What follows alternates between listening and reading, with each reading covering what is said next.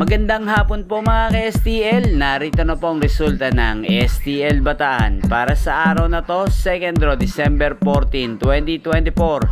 Araw ng Sabado, naway ang mga natayaan niyo pong mga numero kanina ay manalo nawa ngayong hapong ito, 4 PM. Kaya kunin niyo na po ang inyong mga tickets. Narito na po ang resulta. Ang mga numerong nanalo sa STL Bataan ngayong hapong ito, December 14, 2024, 4 PM, second draw result, 3 at 20 in exact order. Sa lahat po ng tumaya kanina sa STL Bataan para second draw ng 3 at 20, congrats po sa inyo. Panalo po kayo. Again, 3 at 20.